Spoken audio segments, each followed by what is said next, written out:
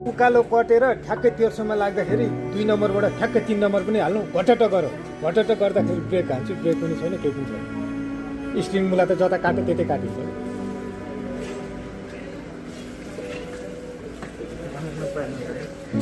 अगाडिको गाडी चाहिँ धन्न बचाए अगाडिको गाडी पनि पुरा क्षति हुन्छ क्या हामी 5 वटा गाडी लाइन लागेर सापट त ठिकै छ त अहिले त पसेर ल्याएको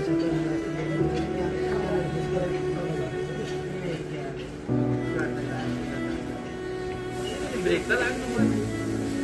सापटसँग होइन कि त ब्रेक पहिला हिट भइसकेको थियो आउँदा ब्रेक चाहिँ गाडी पल्टेको पनि लगभग 8-9 मिनट 10 मिनट जस्तो चक्का घुमिरहेको थियो त्यो ड्यासबोर्ड पुरै म आफै कुदाएको ड्यासबोर्ड पुरै ब्रेकको लिभर टाँसिरहेको थियो अनि सापट र ब्रेकको के सम्बन्ध हुन्छ खै यो के सम्बन्ध हुन्छ मलाई पनि थाहा भएन गियरले कन्ट्रोल गरेन गियरले कन्ट्रोल गर्नु ब्रेकले थामेन ब्रेकले थामेन ओह्रालो थियो तेर्सोमा हो नि कति नभए सापट खुस्केर त ब्रेक नलाग्ने त नहुने चान्सै छैन नि त्यो सम्बन्धै नभएपछि पुलिस पनि भरे त्यो चक्का घुमिराखेको देखेर पुलिस चढेर ब्रेक लाउँदै थियो कि त्यो चक्का त धेरै बेर पछि मात्रै पो रोकेको त्यत्रो घुमेको थियो है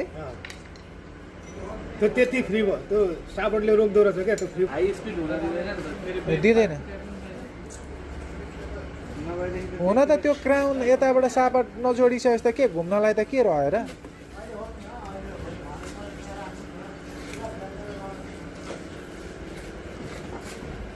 बाँच्यो सबभन्दा ठुलो कुरो बाँच्यो त्यो नै हो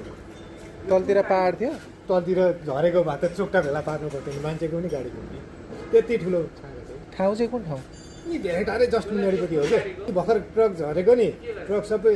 जहाँ मेरो गाडी भित्तामा पल्ट्यो छेउबाट ट्रक झरेको नि ट्रकको सबै चोक्टा निकालेर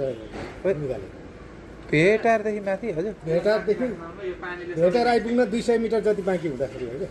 भनेको त्यो सिधै घुमेर यसरी छ नि त्यो तेर्सो होटलहरू भन्दा अलिक तल अलिक तलतिर ए ठिकै रहेछ